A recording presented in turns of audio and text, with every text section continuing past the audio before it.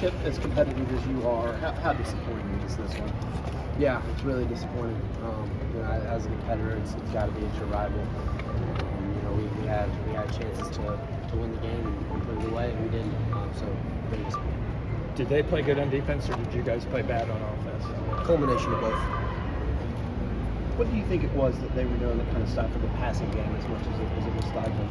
Yeah, they were bringing a lot of really good pressure.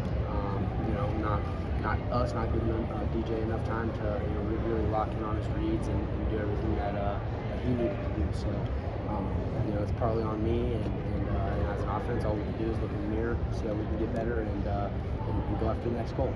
As well as y'all ran the ball, was it surprising to not be able to I'm just out there running plays. I get the signal and I line up and I go. I try to input or give anything I can that I see on the field. If they take it, they take it. If they don't, they don't. So I just do my job. Were there any things you did see that you feel like maybe you could have gone to? Yeah, there's definitely some things out there that we could have attacked, but they chose to attack some other things that were there as well. Any specifics? No specifics. How do you shelve this and move towards the ACC championship? Bigger fish to fry, as it were. Yeah, just like I said, take a step back, look in the mirror, and make adjustments, make corrections, and there's got to be a want to, right? You can't just go in next week and harp on this loss. We've got huge things ahead of us, ACC championship, and then whatever comes after that. So we really just got to take a look in the mirror and get better from this. 40 game home, behind us now. It's going to get a restart. Talk about what that means to you guys. With the bigger legacy, big legacy in the ACC. Yeah, I apologize to all the fans, all the guys who came before us that allowed us to carry on that streak for a little while. Yeah, I just apologize for that. That's how I feel. You feel you took this team a little lightly? No. As a team leader, and I think you're one of the team leaders, how do you address this Monday when you guys get back? Yeah, it's something I've definitely got to put a little more thought into. I've thought a little bit about it. Definitely gonna, address the team, address the offense. I'm not sure yet. I've got to put a little bit more thought into it to truly understand what the best stance is to take as a leader. You had several chances in the second half to kind of go down and score and take the lead or put the game away. What do you feel like was going on in those shots? Yeah, there's just one or two plays that would set us back, or we just weren't making the play. So there's so many things you could point the finger at or blame, but at the end of the day, the plays just weren't made, and we weren't able to get down the field and put points in the game. Well, it's a real physical game for DJ. Talk about the toll it's maybe taking on his body for the rest of the week. Yeah, I can definitely speak from experience. You feel those hits, and throughout the course of the game, you're continuing to stack them up and add them up, and it definitely takes its toll. So that's something that Five can take, he can control, and we've got no doubt in that. He was up there blocking for you a couple times. Yeah, he was. That's why I love him. That's why everybody loves him. The help was how you feel. Great. Yeah. Was dealing with some stuff early on in the season. Kind of just little knickknacks here and there. Kind of have gotten over those, and at this point, just carrying on. It's a little bit colder. Not today. Actually, the heat caught me by surprise. But it's definitely a little colder the past couple of weeks. So you feel a little bit more when the temperature starts to decrease. But yeah, I feel pretty good.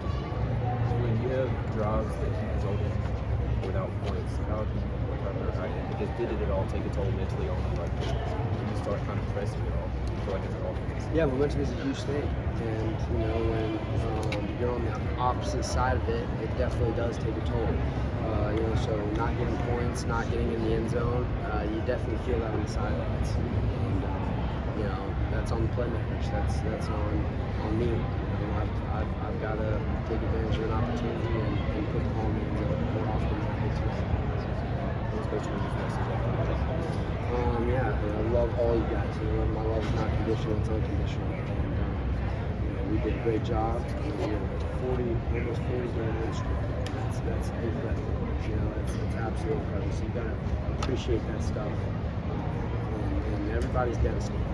Nobody wants to lose to their rival. Nobody wants to sit down on Monday and have to watch the film, hear from their coach about what they did wrong. Nobody wants to hear about that. None of these players do. I can promise you that. But yeah, just move on from it, and how are you going to respond? And that's truly going to tell the character of this team. Did it sting more coming from Carolina? Does Excuse me? the loss sting more because it came from South Carolina? No. Really just feel like they made the second half. You think something Yeah, that's just all part of football. They're going to see what we were successful at in the first half and try to combat it. So, I know a couple come to mind. Maybe not throwing 6 in there until either red zone or third downs. So he's healthy. He's full speed out there, and they're not worried about catching his breath. So definitely felt that, and then we're back and scraping on those little pitch read tosses that DJ and I had were successful on early in the first half.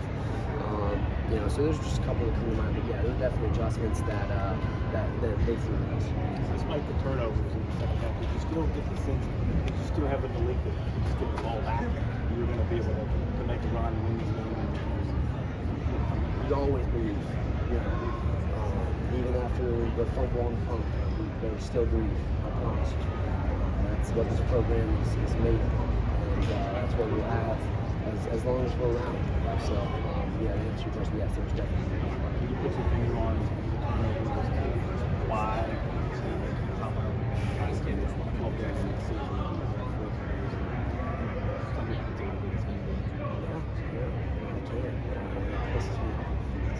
it's very frustrating. I sit there with film off every single day. And I do ball security drills. It's how the game is. It's God is laughing at us right there, right now. Because we're going to look back and we're going to appreciate this moment. We're going to appreciate the season. We're going to appreciate everything that was happening, right? So no, I can't tell you why it's happening. In terms of Phil Maffa, Antonio, DJ, all of those guys really focus on it.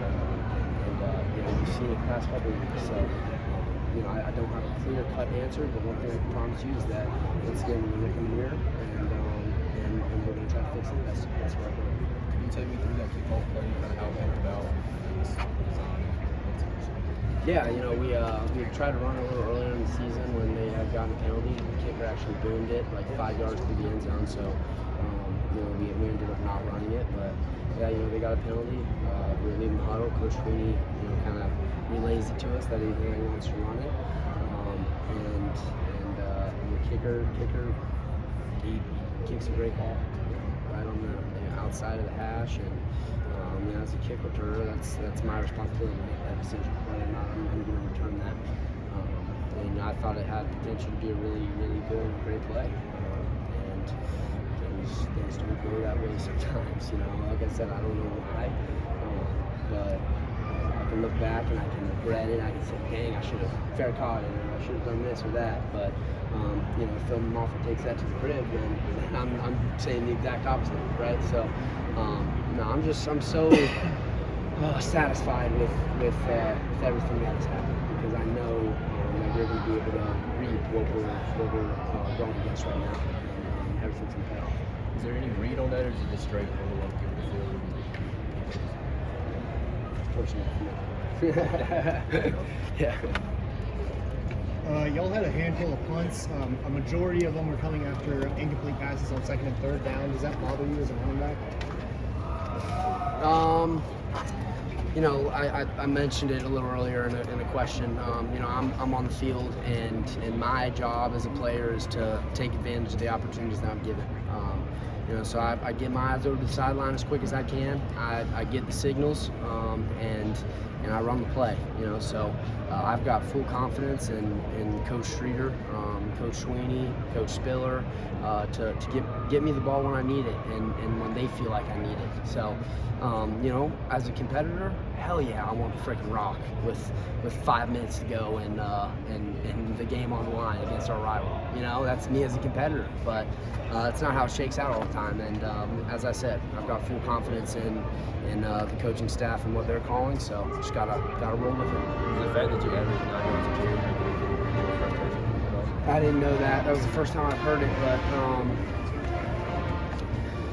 yeah, it does. I think it makes it frustrating for me just because I know that it was successful and it was working, and that's how I felt all night. You know, I don't believe they stopped me running the ball all night. You know, the O-line did such a great job hatting it up and just giving me holes. You know, allowing me to kind of take my vision and make the most out of plays. And it's just tough situation. Tough situation. How do you've lost games before? How do you best sum up losing this specific game? 2013 was the last time it happened. You probably don't have a memory of that game.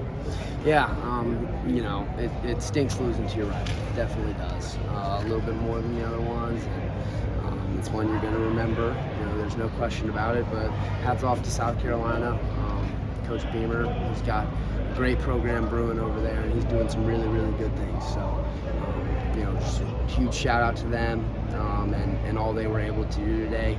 And yeah, just props to them. How do you use this frustration and anger and channel it into being a positive and use it next week against North Carolina instead of letting it kind of linger? Yeah, it's just fuel the fire. You know, that's what we've been saying all season. So, you know, allow it to continue to add more to it, and just want to continue to accomplish our goals ahead of us. That's the biggest thing. Because you can't look in the rearview mirror. You know, you got to look forward to the goals ahead, and that's what we're focused on.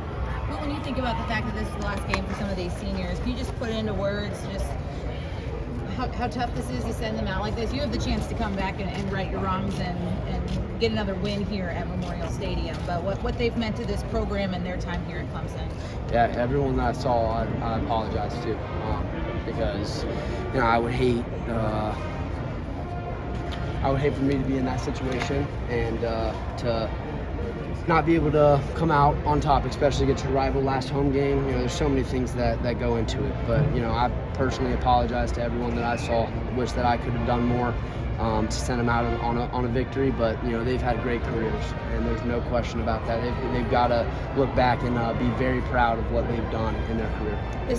This game carried a lot of different things and opportunities as well as pride and all of that. Is there a hierarchy right now of what hurts the most, of the feelings?